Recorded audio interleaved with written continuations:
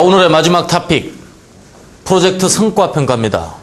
모두에 말씀드린 바와 같이 성과평가는 그야말로 미션을 가진 사람이 아니고서는 이 일을 충실히 해낼 수가 없어요. 프로젝트는 그 자체가 대단히 전문적입니다. 연구개발 부문의 과제도 있고, 구매 부문의 과제도 있고, 기획 부문의 과제도 있고, 제조 부문의 과제도 있어요. 그러나 이 프로젝트 성과를 평가하는 주체는 극히 회계적인 지식을 가지고 있을 뿐이에요. 이런 사람들이 과연 이 프로젝트 전체를 이해하고 올바로 그 가치를 인정해 준다는 것은 대단히 어려운 일이에요. 그래서 대단히 그 프로젝트 레벨에서 스터디를 하지 않으면 되지 않는 일이고, 또 그런 스터디가 프로젝트 한두 건에 대해서는 할 수 있지만 수없이 수십 건, 수백 건 양상되는 프로젝트에 대해서 자기 고유 업무도 있으면서 그걸 평가 검증해 간다는 것은 생각만 해도 어려운 일임에 틀림이 없습니다. 그렇기 때문에 그 일을 하는 사람은 특별한 미션을 가지고 있어야 된다. 그래서 정말 자기 일을 좋아하고, 블랙벨트는 프로젝트 오너들은, 프로젝트 리더들은 아무래도 좋게 평가하려고 그러죠.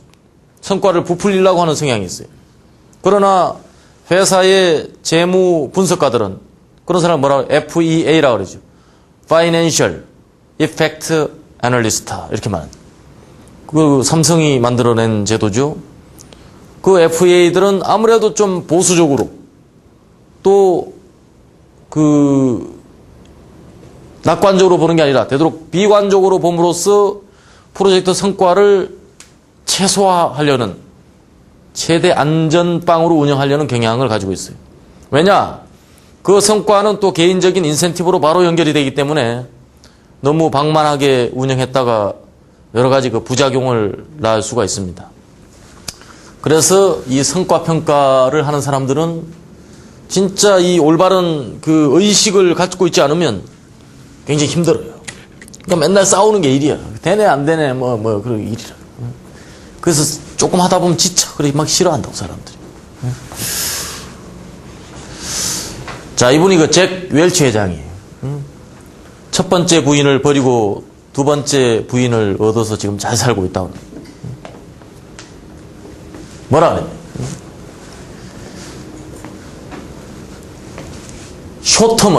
숏텀을 관리할 수 있다면 롱텀을 관리할 수 있다. 이게 뭐 관리든 성장이든 단기적으로 성과를 낼 수 있는 사람은 장기적으로도 성과를 낼 수 있다.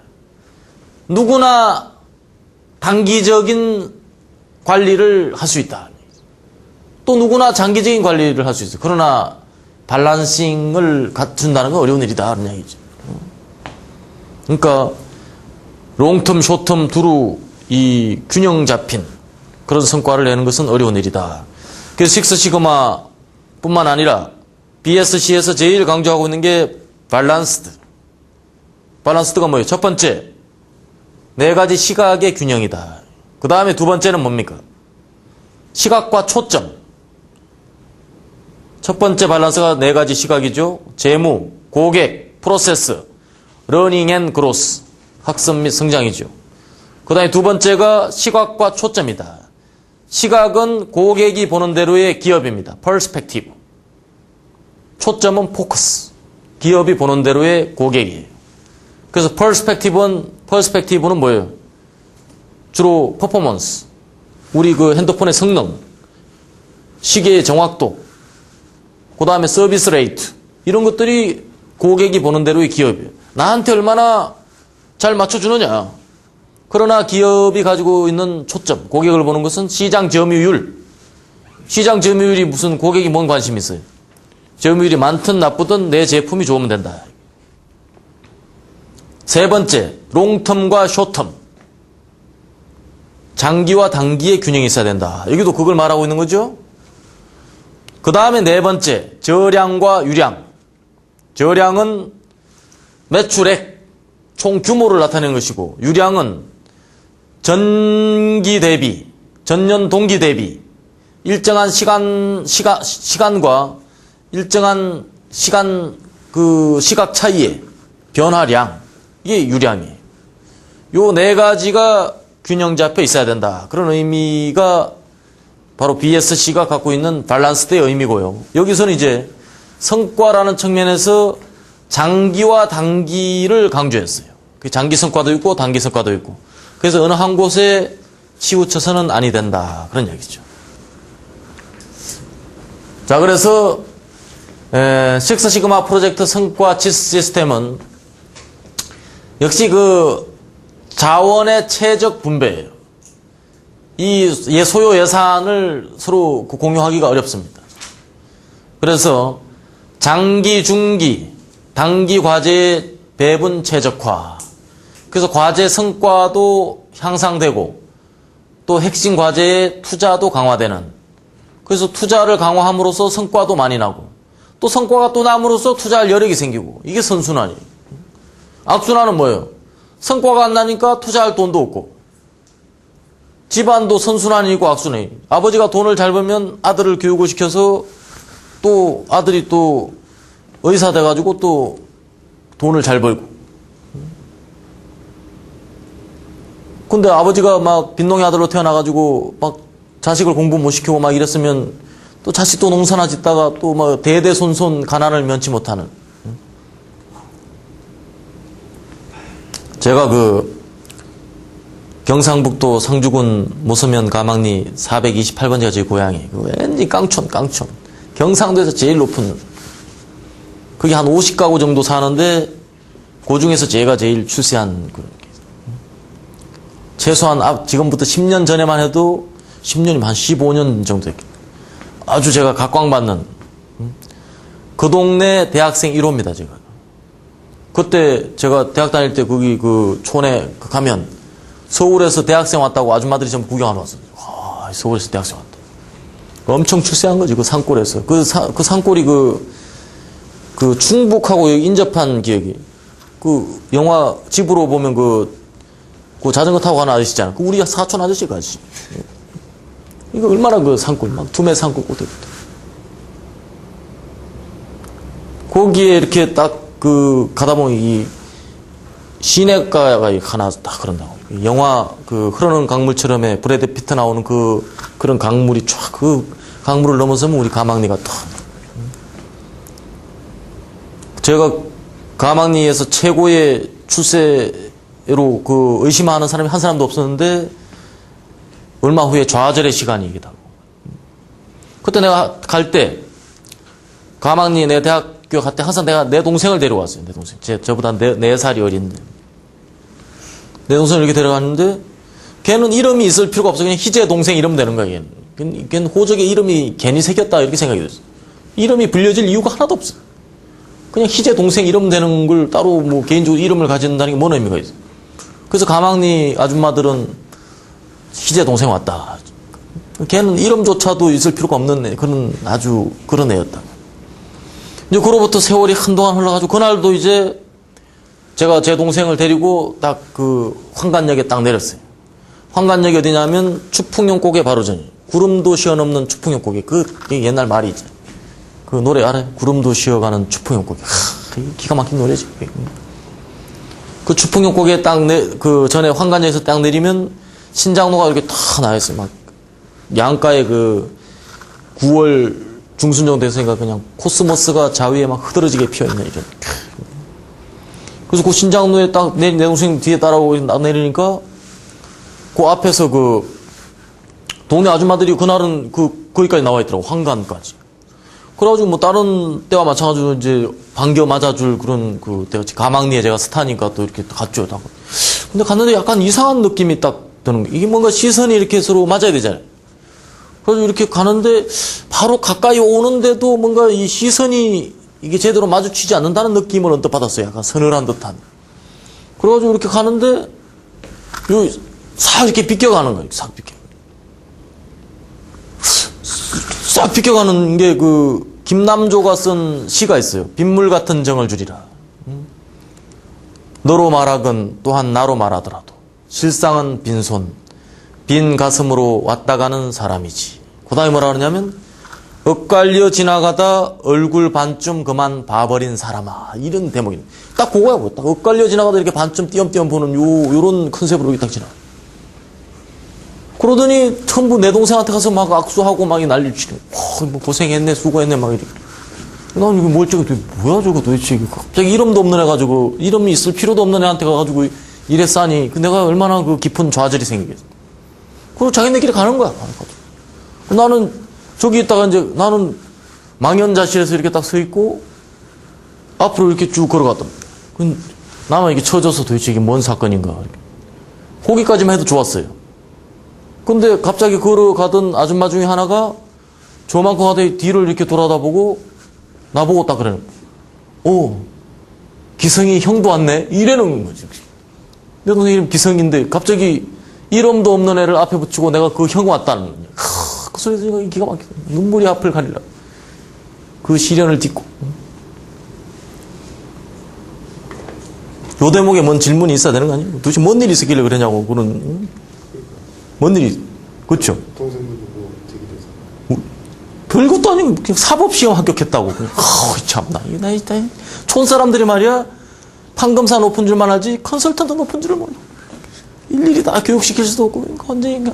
판검사한테 하루아침에 밀려. 더 원통한 건, 요새도 가면, 기생이네, 형 왔네, 이런단 말이야. 그래서 가망내서 내가 완전히 밀렸다. 그래서 요새 가기도 싫어. 이게 하루아침에 그렇게. 뭔 이야기 하다, 이거. 공유할 수 없는, 이 공유할 수 없는 가망리의 지존도 공유할 수가 없는 게 누구 한 사람이 딱 혜성같이 나타나면 밀릴 수밖에 없는 이런 구조를 딱 가지고. 그 장단기 요 선순환의 사이클, 그 이야기 했죠. 그래서 빈농의 아들로 태어나가지고 우리 아버지가 전부 다 초원에서 농사나 지어라 그랬으면 그게 안 됐을 거예요. 근데 국민학교 제가 6학년 때 우리 아버지가 저를 서울로 유학을 딱 보냈어요. 소 팔아가지고. 소를 판다는 게 엄청난, 소를 판다는 건 단순히 소를 파는 게 아니라 소는 그 하나의 의미고 하나의 상징이 상징. 농촌에서. 그 소를 팔아서 자식을 공부시킨다, 그런 시절이 있어서 그나마 내 동생하고 같이 올라와가지고 서로 공부도 하고 뭐 이랬지. 안 그랬으면 뭐 지가 무슨 사법고시를 합격해. 그냥 농사나 팍팍 짓고 그냥 밭이나 갈고 그냥 이러는 거죠. 이 선순환과 악순환. 역시 그 이면에는 선순환의 고리를 돌리고자 하는 뼈저린 노력이 숨어 있었다.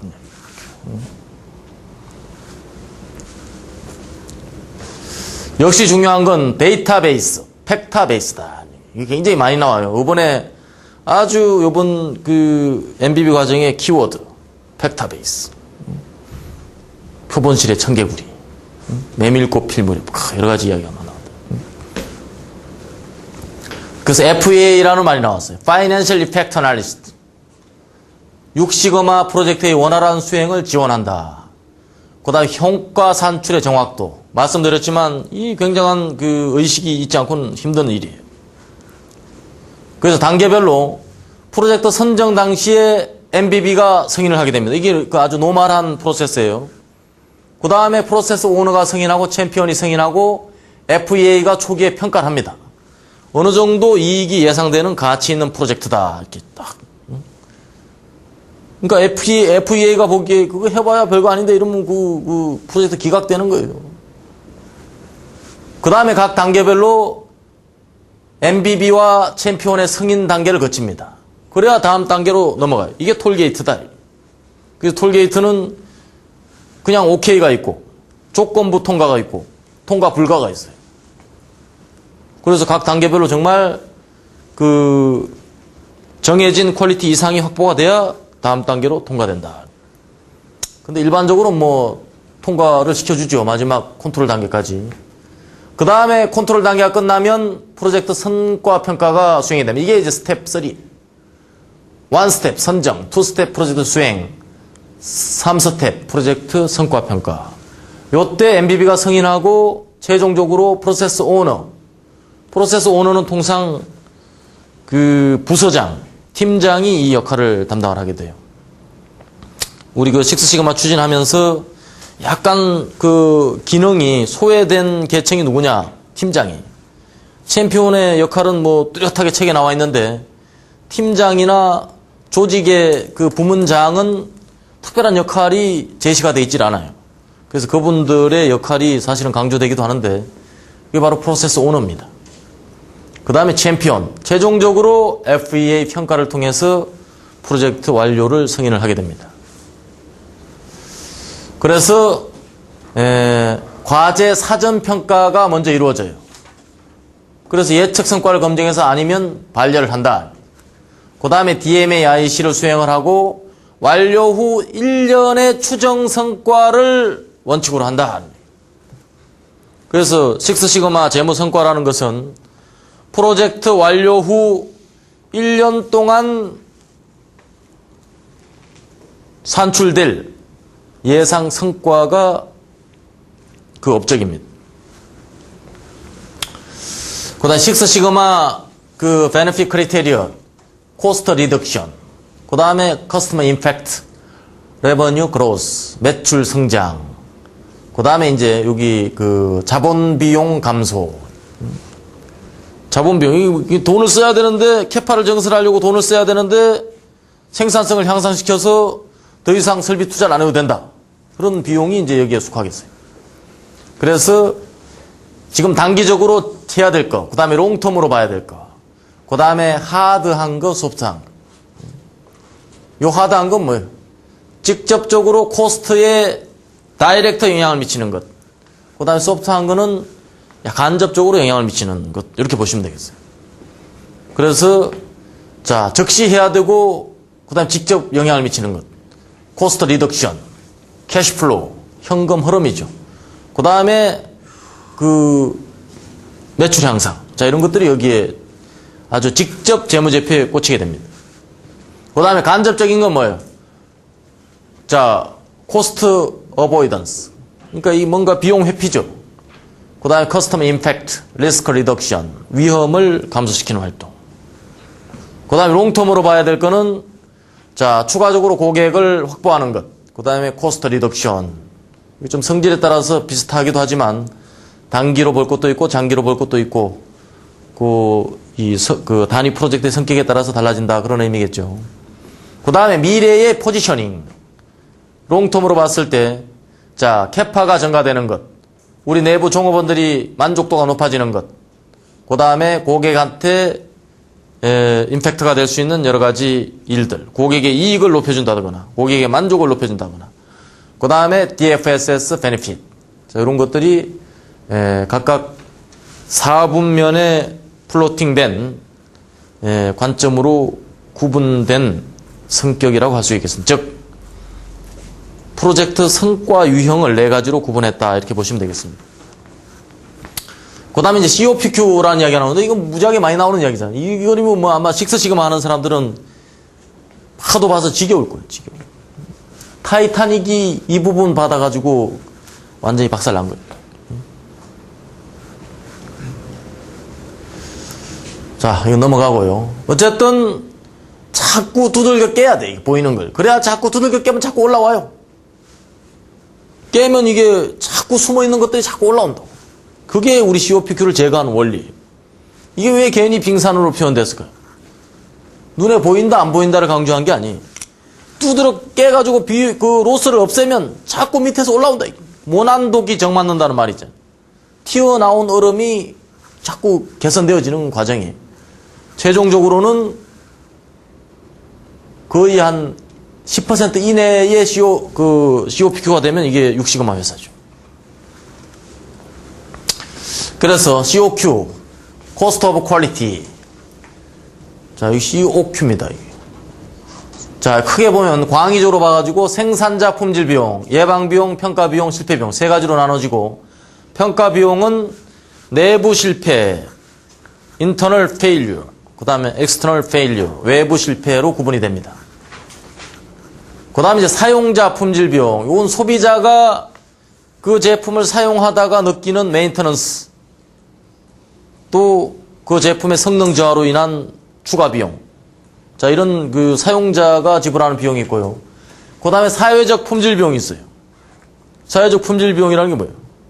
그 제품을 사용하다가 어떤 폐기물 처리나 환경오염 등등으로 인해서 예를 들면 자동차 사용자가 막 타고 다닌다 이거지. 그렇지만 또 국가에서는 그런 그 배기가스 정화나 대기 환경 오염을 방지 예방하기 위한 여러 가지 비용을 지출하고 있죠.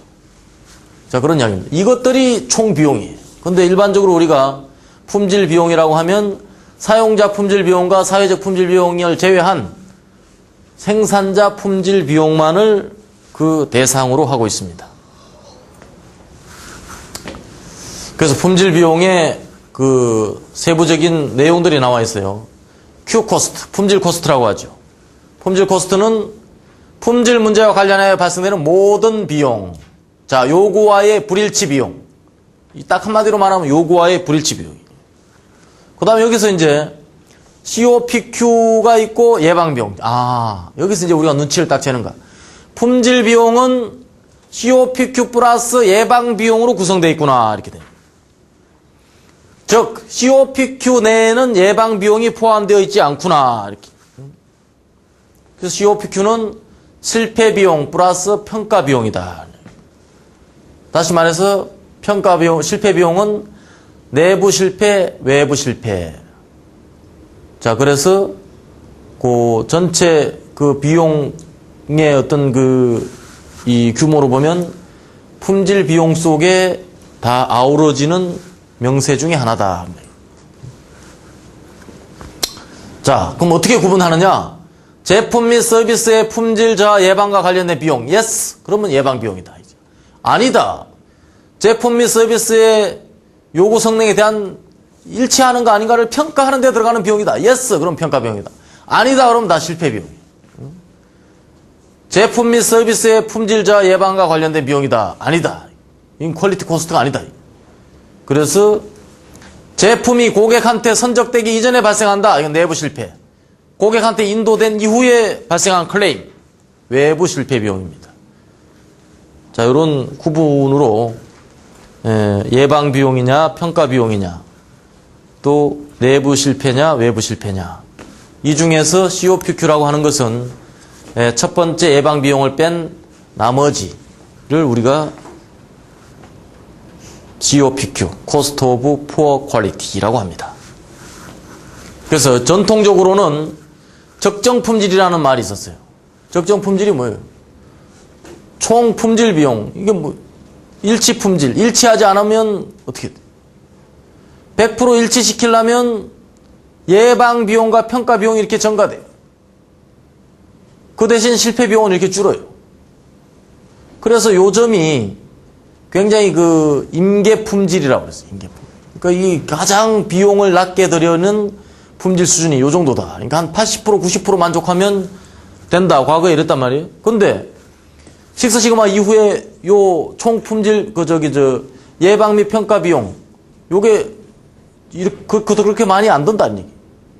요게 많이 안 드니까 실패 비용도 어떻게 돼요? 똑같더라도 이 선이 어떻게 됩니까? 오른쪽으로 당겨지는 효과가 있죠. 그래서 일치 품질 수준을 더 높이는 그런 효과를 가지고 있어요. 그래서 무결점에 도달하는 거죠. 3.4 ppm. 완벽한 품질. 패러다임이 바뀌었어요. COPQ 산정 절차. 그래서 문제, 개선 기회를 파악하고 그 다음에 COPQ 항목을 파악을 합니다. 산정 방법을 결정하고 데이터를 수집합니다. 이게 이 회사별로 보면 전사 COPQ를 파악을 하는 데는 시간이 상당히 소요가 돼요. 또 상당한 인원이 투입이 돼야 되고 그 중에서는 회계사 지난번에 우리 삼성 지금은 이제 없었는데 삼성전자의 리빙 사업부라고 있었어요. 거기서 미국 식스시마 퀄텍이라는 회사와 합동으로 COPQ 평가에 들어갔어요. 이거 교실 이 방보다 한 3배 내가 4배 정도 되는 방에 책상을 쫙 깔아놓고 그냥 그 전표를 전부 다 깔아놓고 전부 랜덤 샘플링을 합니다. 예를 들어가지고 운송비다. 운송비 한 달치를 전부 다 로 데이터를 다 갖다 놓고 이게 자 계획대로 운송된 거냐 아니면 늦어서 비행기로 간 거냐 아니면 잘못 보내가지고 다시 보낸 거냐 자 이런 것들을 다 분석하니까 전체 운송비 지출 금액 중에서 거의 30%가 일을 잘못해서 발생한 비용. 그냥 단순히 우리가 그렇게 뒤져보지 않았으면 운송비, 이건 당연히 들어가는 비용으로 그냥 그러고 말았을 거란 말이죠. 근데 그걸 뒤져보니까 재발송한 거, 급송비, 그 다음에 다시 보낸 거, 그 다음에 송장을 잘못 써가지고 어디 딴 데 가가지고 이런 막 에러에 의한 비용들이 다 검출이 되고 그게 한 30%에 다 들어가네. 그런 작업을 이와 같이 다 하나하나 수행을 해내서 우리 회사의 품질 비용, 즉 COPQ는 매출액의 몇 %입니다. 이렇게 말하는 거예요. 그래서 데이터 수집 과정은 이건 뭐 일반적인 내용들이에요. 그래서 데이터 ERP나 데이터 웨어하우스 등에서 기본적으로 데이터 소스가 되고요. 그다음 이 샘플링이 적절해야 돼. 샘플링. 그래서 한 달치를 뽑는데 이렇게 한 달치가 특별하게 좋은 달을 뽑아서도 안 되고 특별하게 나쁜 달을 뽑아서도 안 되죠. 그러니까 랜덤해야 됩니다. 그런 달을 뽑아서 가정에 충실하다는 건 뭐예요? 전체 모집단을 대표할 수 있고 실제 COPQ 산정을 위한 목적에 충실하다는 전제에 충실한 그런 데이터를 뽑아야 되는데 이거는 역시 재무부서의 전폭적인 지원이 있어야 돼요. 왜냐? 재무부서에서 전체 회계에 관련된 자료를 다 가지고 있기 때문에. 자, 그래서 COPQ 범위는 제로 디펙터 관점에서 일단 파악을 해야 됩니다. 제로 디펙터는 뭐예요? 무결점에 도전한 거예요. 0과 100%와의 현재와의 갭이 다 로스라고 보는 거예요. 발생한 모든 디펙트를 COPQ로 보는 거죠. 재작업, 생산 정지, 급의 발생, 스크랩, 클레임, 반품 이런 것들이에요. 그런데 이론적 적정 수준 관점, 즉 원단이 과다, 재고 과다. 재고가 전체를 다 COPQ다 이렇게 하면 너무 가혹하죠? 그래서 예를 들어서 뭐 10일 이내는 요거는 아주 적정 수준을 보고 10일을 초과하는 것만 과잉적으로 본다. 이런 원칙을 세워야 돼요. 이게 이론적 적정 수준 관점에서 파악하는 방식입니다. 그 다음에 COPQ를 계산하는 방식도 단위 비용 방식이 있고 자원 사용 비율 계산 방식이 있어요. 이건 단위 비용은 결함이 발생되는 그 단위 비용 대 발생 횟수.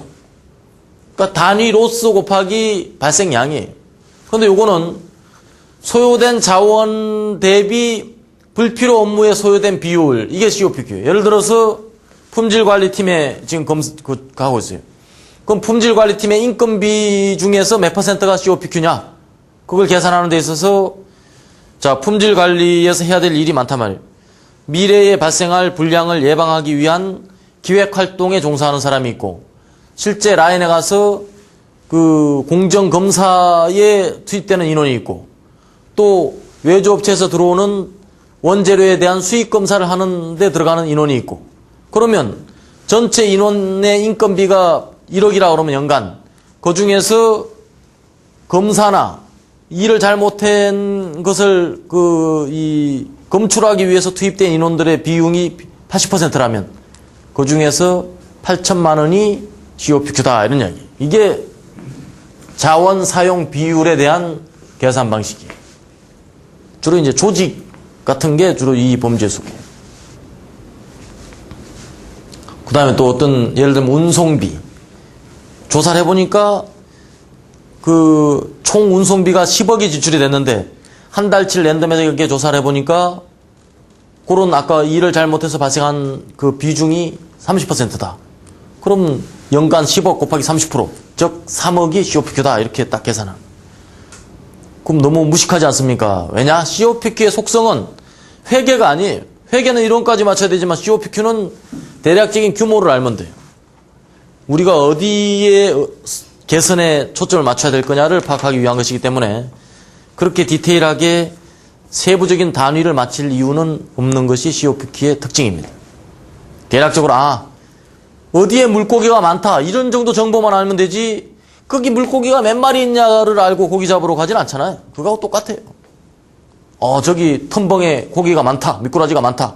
그럼 그 고기 잡으러 가면 되지. 미꾸라지가 몇 마리 있다. 그것까지 다 계산하려면 그건 불필요한 것이다. 그 자체가 로스예요. 그 다음에 식스시그마 재무성과 측정 시 COPQ 개념을 활용해야 되는데, 첫째, 측정 시스템을 통한 산정. 조직별로 모든 COPQ에 자동화된 상정입니다. 이거는 어떻게 보면 딱 기준을 딱 정해놓고 미리 그 회사의 그 회계 시스템과 또 Q코스트 시스템하고 연계돼가지고 그걸 각각의 어떤 디펙트가 발생할 것에 대한 원 단위를 미리 로직을 계산해 나와가지고 월별로 자동으로 계산되는 이런 그 IT 시스템을 갖춰야 됩니다. 요 몇 개의 기업들이 그런 시스템을 갖추고 있어요. 그 다음에 별도 측정 프로젝트. 이거는 COPQ가 어디가 큰가에 따라서 우리가 아까 지난번에 삼성전자에 가서 건 2주 동안 그런 작업을 한 게 바로 요겁니다. 그래서 무엇에 우리가 로스가 큰가를 이벤트적으로 조사하는 것. 이게 별도 측정 프로젝트를 통해서 산출한다. 이런 이야기고요. 그 다음에 단위 프로젝트에 대한 것은 프로젝트의 재무 성과를 측정하기 위해서 그 해당 프로젝트의 그 개선된 성과 금액, 즉 COPQ가 얼마나 줄었느냐, 그건 단위 프로젝트에서 산출해야 될 그런 그 과제에 속합니다. 자, COPQ 활용, 프로젝트 선정에 그 활용이 되죠. 대략적으로 산정을 합니다. 그 다음에 define, 각 단계에서 재무 성과를 검증하기 위해서 사용을 하고요. 프로젝트 평가, 자, 재무 성과 산출을 위해서 그 산정을 하게 되고요. 그 다음에 보상 금액, 통상 성과의 0.2% 정도를 보상으로 주는 게 이제 일반적인데 회사마다 차이는 있어요. 그래서 FEA가 평가하는 것은 실제 성과를 검증하기 위한 일환으로 산정을 하게 됩니다. 도출 절차. 일단은 파악된 문제, 개선 기회와 연관된 COPQ 항목을 도출을 합니다. 즉 파악된 문제, 개선 기회를 확인을 하고요. 그 다음에 문제, 개선 기회의 직접 비용을 파악을 합니다. 예를 들면 재작업 같은 경우. 다음으로 간접 비용을 파악하게 돼요. 즉 재작업 시간 동안의 매출 손실. 이게 이제 재작업 비용이지만 재작업을 하는 동안에 재작업을 하지 않고 그냥 정상적인 생산을 했더라면 팔릴 수 있을 거 아니냐. 그럼 재작업을 하는 그 자체에 대한 로스도 있지만 정상적으로 판매될 제품을 만들지 못한 기회비용도 있다는 얘기죠. 이게 간접비용. 그 다음에 숨겨진 비용. 제품 불량으로 인해서 직접적으로 고객한테 물어주는 비용이 당연히 존재하고 그로 인해서 우리가 고객을 잃는다면 이미지 저하가 된다면 이것이 숨은 비용이다. 자, 그래서 COPQ는 식스시그마 과제가 세이브한 비용의 크기입니다. 그래서 이건 실제 효과 측정을 위해서 산정을 해야 됩니다. 재무적 성과는 프로젝트 성과를 재무 관점. 여기서 재무 관점이라는 것은 손익계산서에 얼마만큼 반영되느냐, 이게 원칙이에요. 정말 그걸 개선해서 회사의 대차 대조표가 좋아졌느냐. 근데 어떤 회사는 막 분임조 옛날에 활동해서 그 활동 성과를 다 더했더니 매출보다도 더 많아졌대요. 그만큼 거품이 큰 거예요. 그 성과라는 것은.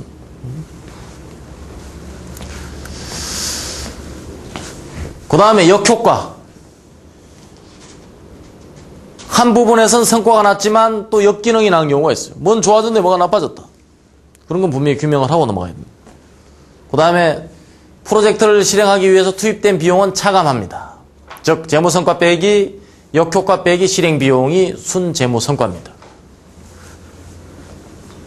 자, 재무평가 원가체계. 여기서 좀 이제 회계적인 좀 접근이 이루어지겠는데요. 첫 번째는 손익계산서 상에 그 반영이 돼야 돼요. 주로 요때 반영돼야 될 그 항목들은 판가, 판매가를 높였다. 우리가 아주 신제품을 개발해서 그동안 개당 10,000원 받던 걸 12,000원 받았다. 그만큼 성과가 생긴 거죠. 그 다음에 판매 원가를 낮추었다. 옛날에 판매 원가가 1,000원짜리 판매가인데 원가가 800원이었는데 그걸 700원으로 낮췄다. 그럼 개당 100원을 세이브한 겁니다. 그 다음에 경비를 줄였다. 경비라는 건 뭐예요? 제조 경비, 그 다음에 재경비, 재고관리 비용, 여러 가지 비용들을 줄였다. 이런 얘기죠. 자, 이게 이제 손익계산서에 반영될 것이고요. 대차대조표는 부채와 자본과의 그 비예요. 부채가 얼마가 되고 자산이 얼마나 되느냐. 밸런스가 있어야 되죠. 그래서 차변 자산, 미수금, 재고, 그 다음에 플랜트 이퀴먼트, 그 다음에 대변은 자본금이에요. 자본금. 자, 요런 것들을 갖다가 밸런스 시트라고 하는데, 이게 과연 얼마나 개선되느냐. 그래서 원가 절감 프로젝트는 손익 계산서를 개선시키고, 자금 흐름 프로젝트는 대차 대조표를 개선시킨다. 그러니까 자산 회전율을 높이는 것은 대차 대조표가 좋아지는 거예요. 그 다음에 매출 향상, 원가가 줄어드는 것은 손익 계산서가 좋아지는 겁니다. 그 다음에 회사의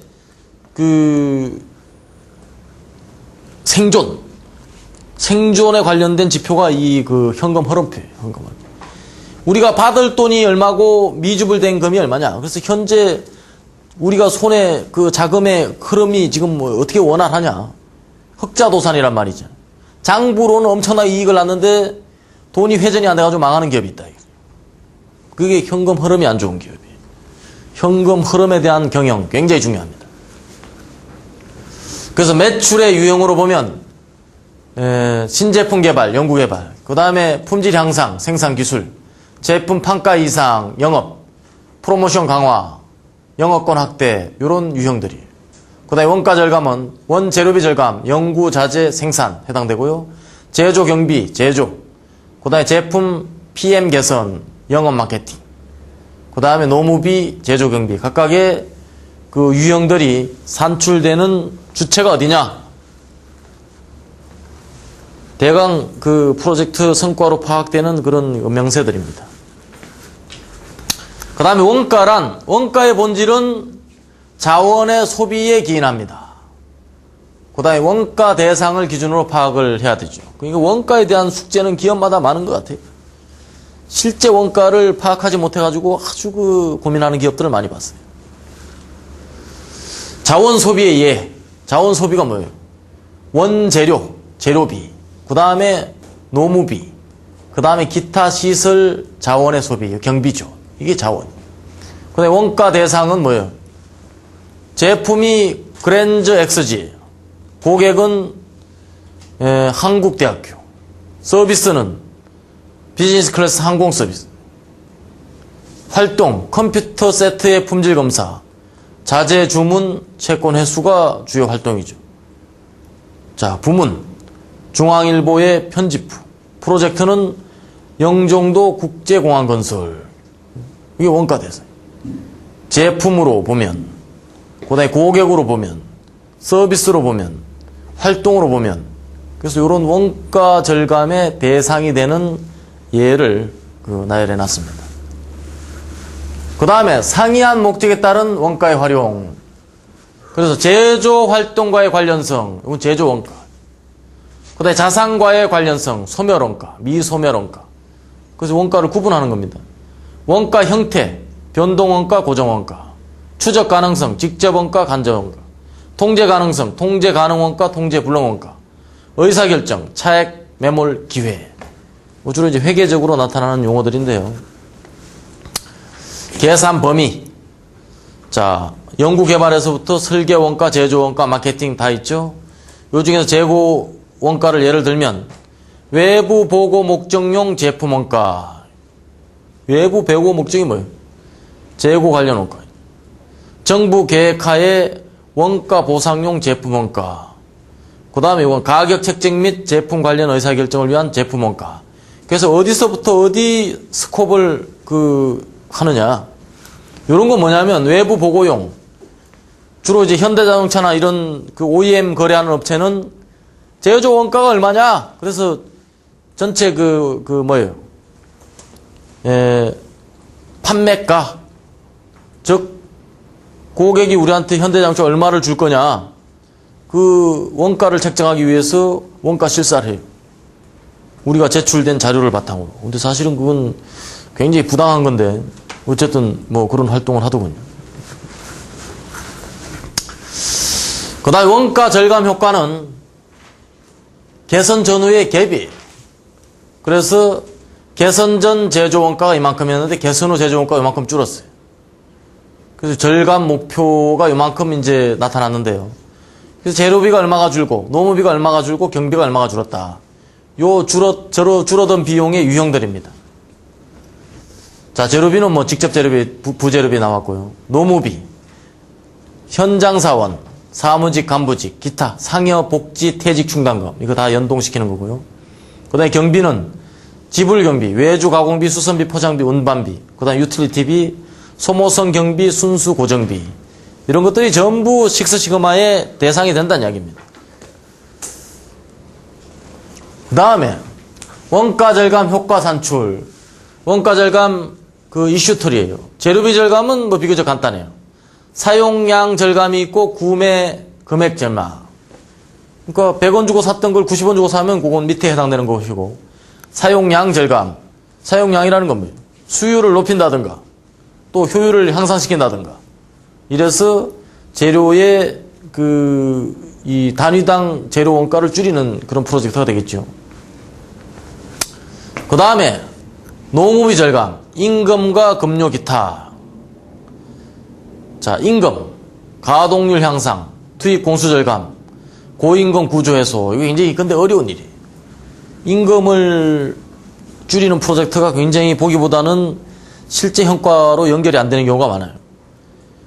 이건 뭐 생산성이 향상이 되긴 됐는데 그런다고 사람을 어떻게 자를 수도 없고 그거 어떡하겠어요.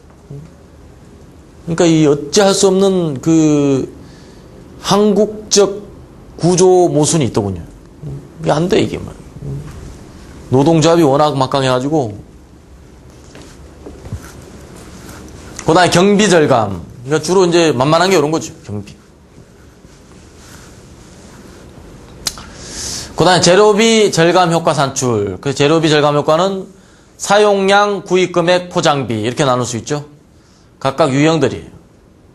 재료 변경, 스펙 변경, 그 다음에 재생, 폐기, 매각, 그 다음에 수율 향상은 부자재 공정 불량, 완제품, 클레임, 그 다음에 고가격 구입 비용 절감.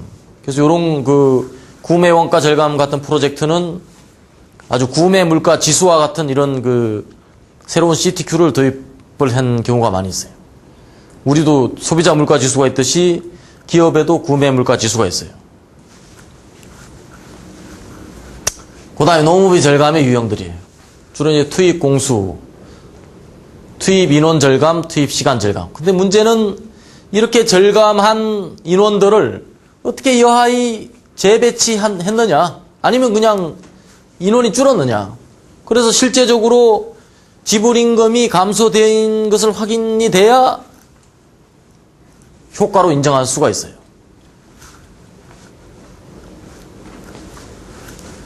그 다음에 제조 경비 효과입니다. 제조 경비는 운반비, 외주비, 유틸리티, 소모성 경비, 수선비, 고정 경비 절감 여러 가지 유형들이 있죠. 뭐 이런 것들은 뭐 실제 우리가 현장에서 많이 목격하는 것이기 때문에 하나의 그 유형들로만 보시면 되겠습니다. 그 다음에 손익 차이 분석 프로세스. 일단 비용 구조를 작성을 합니다. 비용 구조가 뭐예요? 변동비와 고정비를 구분해야 돼요. 여기서 한계 이익률이라는 말이 나오죠. BP 매출액을 산출해야 돼요. 그게 뭐냐? 이거 하나의 개념으로 보면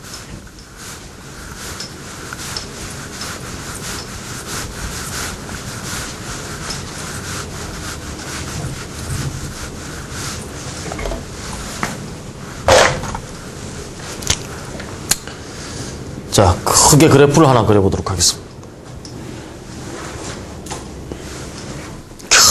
거의 자대고 그린 것. 자, 이게 이제 비용이에요. 달러다. 또는 뭐 원. 자, 원입니다. 그 고정비가 있어요. 고정비는 제품을 만들든지 안 만들든지 일정해요. 이 고정비. 고정비. 그 다음에 변동비가 있어요. 재료비는 하나도 안 만들면 0이에요. 그 다음에 한 개 만들 때, 두 개 만들 때 비례적으로 증가한단 말이에요.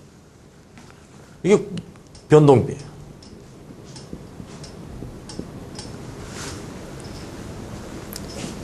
자동차 한 대 만들 때 들어가는 재료비 있죠? 그게 두 대 만들고 세 대 만들고 비례적으로 계속 곱하기 얼마 계속 증가하는 거예요. 이게 변동비예요.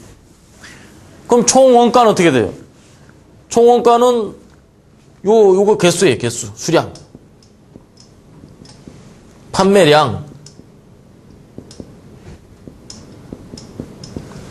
그럼 총 원가는 어떻게 되겠어요? 고정비 플러스 변동비니까 총 원가는 이렇게 된다. 이게 총 원가예요. 그럼 매출액은 어떻게 돼요? 매출액은 하나도 안 팔면 0이야. 근데 자꾸 이제 팔수록 매출액이 올라가는 거죠. 이게 매출액이다. 매출액은 어떻게 돼요? 단가 곱하기 판매량이다. 총 원가는 어떻게 돼요? 고정비 플러스 변동비다. 변동비는 어떻게 돼요? 개당 원가 곱하기 생산량 또는 판매량이다. 고정비는 어떻게 돼요? 이거는 컨스탄트하다. 하나도 안 만들어도 이건 들어가는 비용이고, 그 다음에 뭐 많이 만들어도 똑같고. 그럼 여기서 어떻게 돼요? 지금 여기 그 손실이 어떻게 납니까? 여기 비용이 이만큼이니까. 이게 다 손실이에요, 손실. 요만큼이 손실. 여기에 도달해야, 판매량이 여기에 도달해야 비로소 손해가 안 나. 이때부터 이제 이익이 나는 거지. 여기 이익이에요. 손해가 나서 이익으로 가는 요점을 갖다 뭐라 그러냐? 이걸 BEP라 그런다. 브레이크 이븐 포인트. 요점. 비로소 고정비와 그 변동비를 다 흡수하고 이익을 낼 수 있는 판매량, 임계점. 이게 뭐냐? 이게 BEP 매출액이다. BEP. 원가액. 그 다음에 이제 변동비를 분석을 해야 돼. 변동비. 원가 절감 효과 분석, 매출 분석, 변동비 분석, 재고 차이 분석. 이게 참 딱 이렇게 이론적으로 이런데 실제 우리가 이 관리 회계를 하다 보면 이 고정비도 수량이 늘어나면 이게 늘어나요. 이게. 고정이 늘어난다고. 그 다음에 변동비도 다 이렇게 막 리니어하게 이렇게 증가되질 않아. 이것도. 그러니까 막 계산하기 어려운 점이 여기에 있는 거예요. 이론적으로 이런데 딱히 이렇게 비례하지 않는.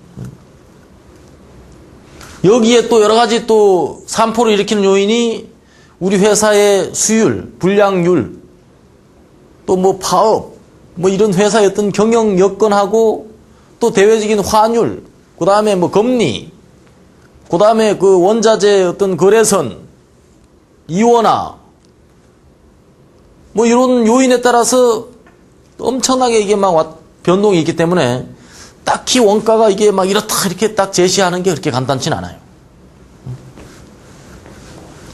이게 이제 제조 원가 명세서입니다. 여기에서 비로소 매출 원가가 나오는 거예요. 제조 원가가 뭐예요? 원재료비, 노무비는 고정비다. 제조 경비, 이거 변동비죠? 그래서 변동비 성격과 고정비 성격. 이거는 회사별로 계정을 어떻게 정의하느냐에 따라서 달라질 수 있어요. 어떤 회사는 직접 인건비를 변동비로 분류했지만 어떤 회사는 고정비로 분류를 했어요. 왜냐?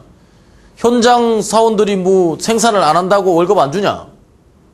뭐 생산을 많이 한다고 더 주냐? 물론 많이 하면 잔업하고 그러면 더 주겠지만 덜 하는 건 덜 줄 수 없다 하는 얘기죠. 딱 정해진 레벨이 있어요.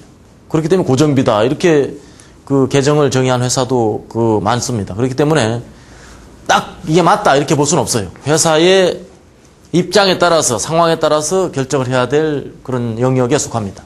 그래서 어쨌든지 요걸 다 합한 것이 매출 원가예요. 그 다음에 여기서 매출 총이익, 매출액에서 매출 원가를 뺀 거, 매출 총이익이죠. 요게 뭐냐? 요게 한계이익이에요. 한계이익. 그 다음에 요걸 율로 나타내는 게 한계이익률입니다. 그 다음에 여기서 이제 그 고정비 성격을 빼요.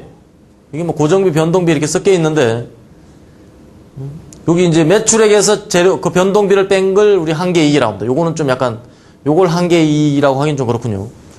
그래서 일단은 매출액에서 변동비를 뺀 걸 우리가 한계이익이라고 하고, 그 다음에 한계이익에서 고정비를 뺀 걸 영업이익이라고 합니다. 그 다음에 영업이익에서 영업의 수지를 고려한 것, 그게 경상이익이에요. 경상이익. 그 다음에 경상이익에서 특별이익, 특별손실을 고려한 게 세전이익이다. 이익도 굉장히 여러 가지. 영업이익, 경상이익, 그 다음에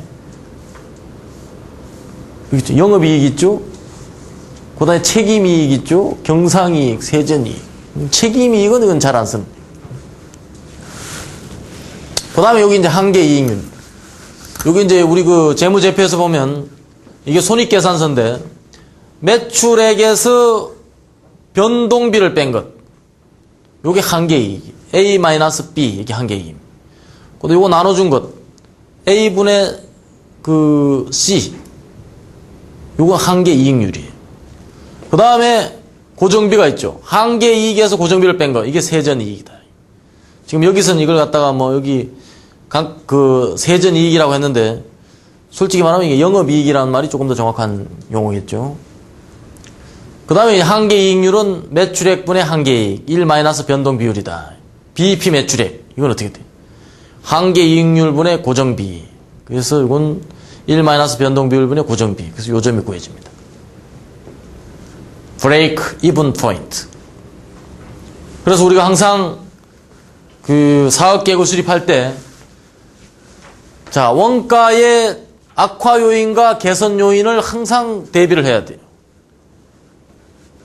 자, 전월 제조 원가에서 원부자재 단가 인상, 믹스 악화, 고정비 증가, 이게 인상 요인이다. 근데 개선 요인은 있어요. 매출이 증가되고 판가 인상, 원가가 절감되는, 이게 당월 제조 원가. 그러니까 뭔가 그 사업계획을 수립할 때 이게 뭔가 악화되는 요인이 뭐가 있고 그 다음에 개선되는 요인이 뭐가 있다. 그 다음에 그것도 부족하면 특별 프로젝트를 통해서 뭔가 그 목표를 정해줘야 돼요. 그 다음에 이제 비용 구조 분석. 비용 구조, 매출액 변동비, 한계이익, 한계이익, 고정비세. 이게 아주 심플하죠? 이게 비용 구조 분석. 여기서 이제 정감 요인 있죠. 개선 요인과 악화 요인. 그 손익차가 9억 이렇게. 그래서 궁극적으로 우리가 어떤 프로젝트나 사업계획을 수립할 때 항상 이런 도표를 통해서 차기 년도의 수지가 어떻게 변할 것인가.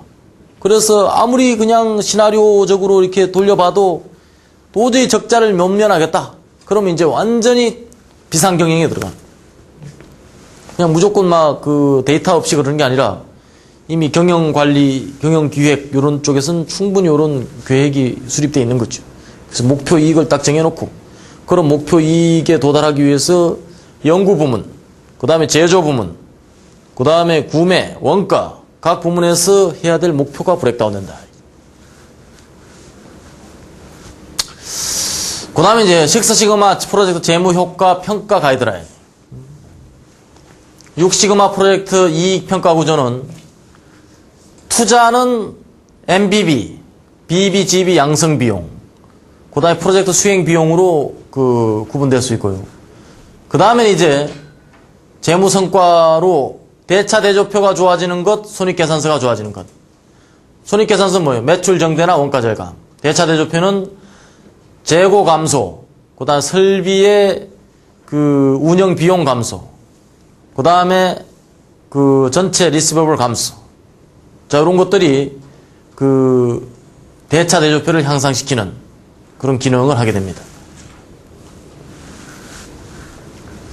자, 양적 평가가 있고 가격 평가가 있어요. 양적 평가는 매출 증가, 즉 처리 용량의 향상, 품질 향상, 서비스 수준 향상, 그 다음에 커머셜 프로세스 향상. 계산식은 어떻게 돼요? 이후 매출 빼기 이전 매출이에요. 그 다음에 해당 연도 기여율 이렇게 되는 거죠. 가격 평가는 어떻게 돼요? 가격 개선, 이전 가격 빼기 이후 가격 곱하기 예상 물량. 그러니까 대상이 되는 그 수량이 얼마나 되느냐 이렇게 파악이 되죠. 비용 절감 프로젝트, 폐기 비용 감소. 그러니까 항상 전후의 차를 그 대상이 되는 수량하고 곱한 거예요.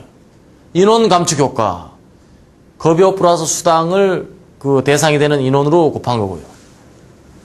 그 다음에 면허 특허 비용, 품질 보증 비용, 직접 운영 비용. 그래서 각 그 회사별로 보면 식스시그마 운영 규정에 보면 그 중에서 하나의 세칙으로 재무 성과 산출 그 규칙 또는 산출 매뉴얼 같은 것들이 전부 다 이 표준화되어 있어요.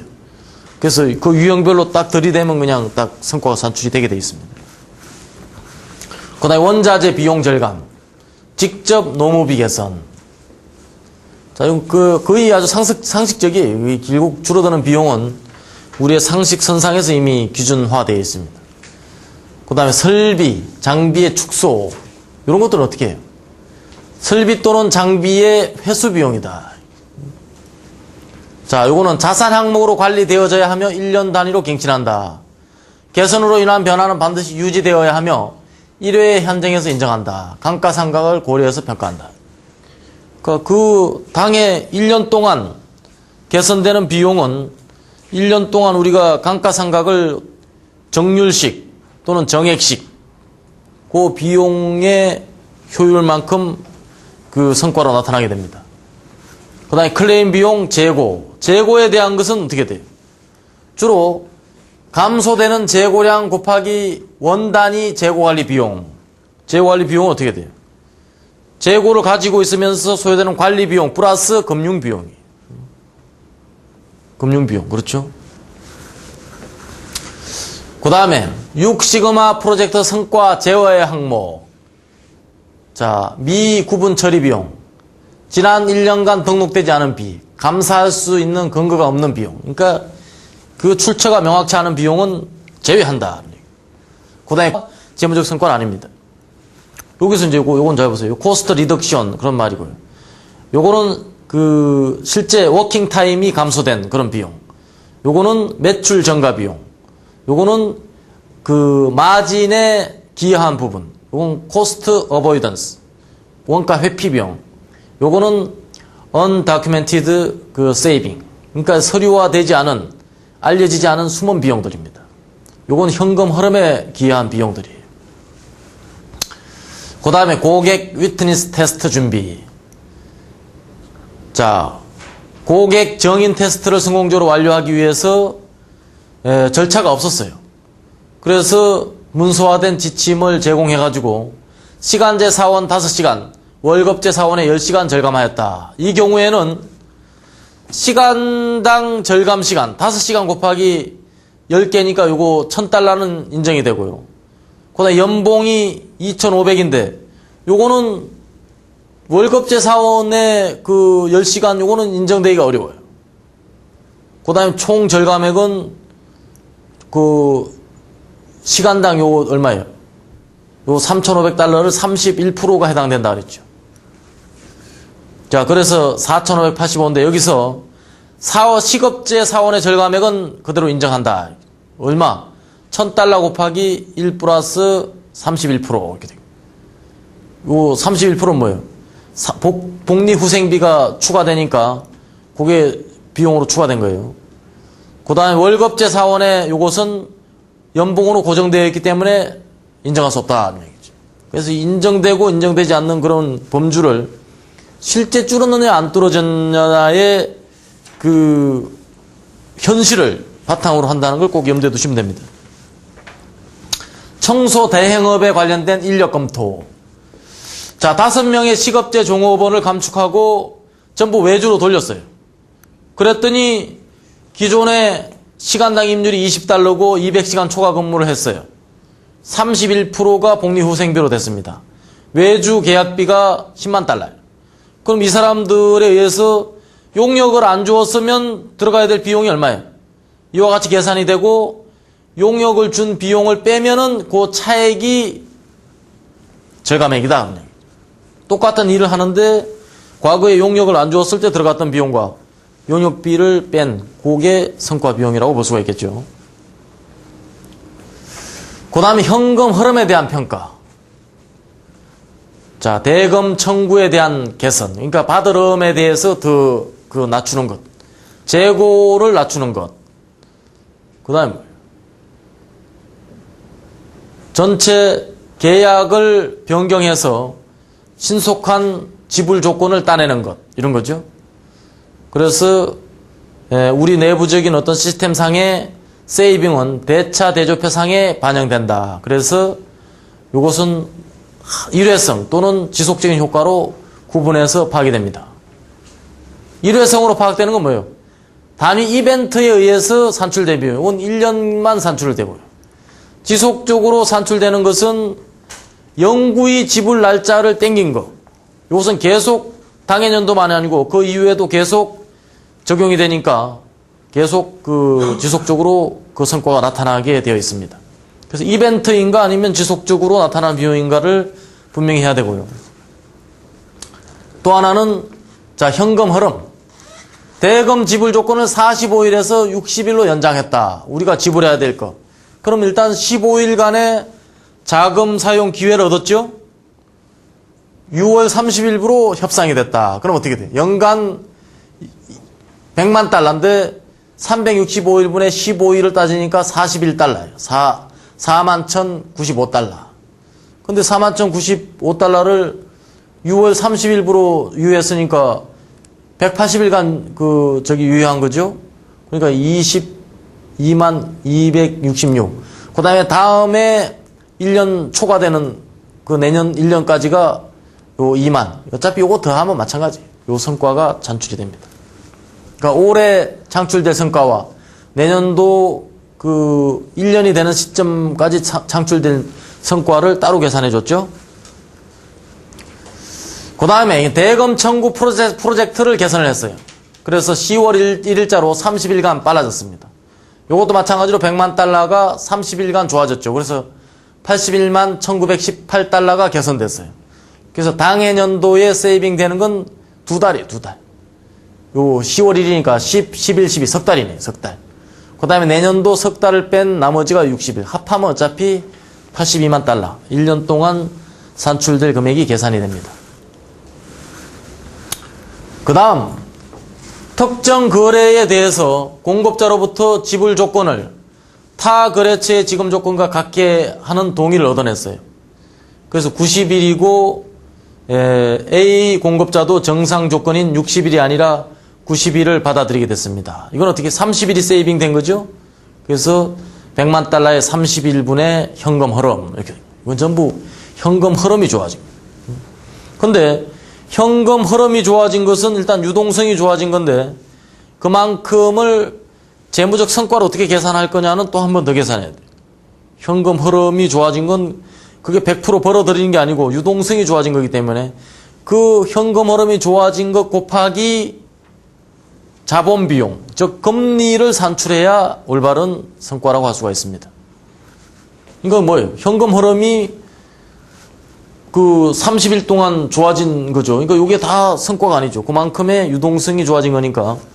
만약 이게 좋아지지 않았다면 은행에 돈을 10%의 이자를 주고 빌려서 썼어야 될 걸 그게 당겨짐으로 해서 안 빌려서 이건 뭐예요? 이자 비용이다. 그런 얘기죠. 폐기 비용. 자, 정상 부품으로 팔 수 없는 장부상의 폐기 부품들이 있다. 그래서 폐기시키는 대안으로 재고 비용의 10%를 처분하였다. 그래서 인벤토리 밸류는 100만 달러. 세일즈 프라이스는 10만 달러. 그랬더니 텍스 레이트 40%. 이거는 알려지지 않은 서류화되지 않은 그런 비공식 비용으로 계산이 되는데, 자, 이거는 첫째 1년간 세이빙 된 게 일단 팔았으니까 그 10만 달러를 얻었죠. 그 다음에 두 번째 해는 없습니다. 자, 마진의 감소로 인한 세금減免이 추가로 발생됐다.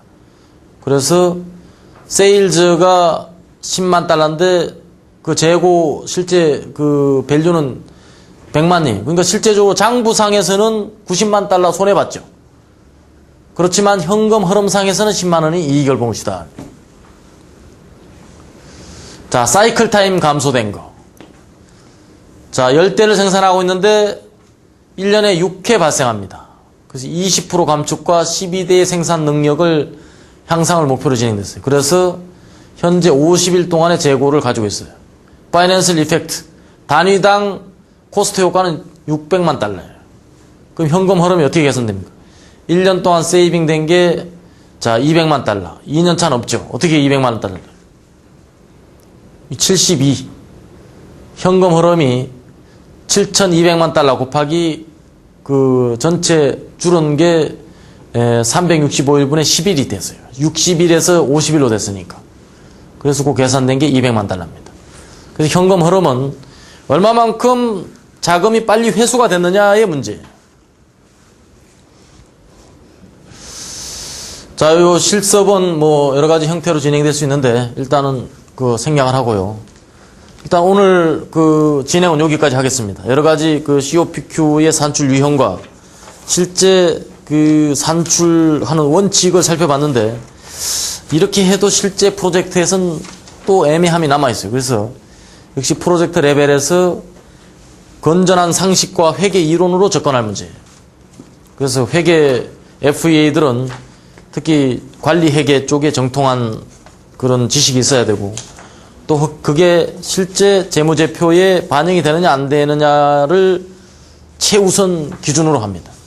아무리 서류상으로 뭐 프로젝트 효과가 나도 회사의 그 손익계산서가 좋아지지 않으면 그건 전혀 효과가 없는 거예요. 자, 여기까지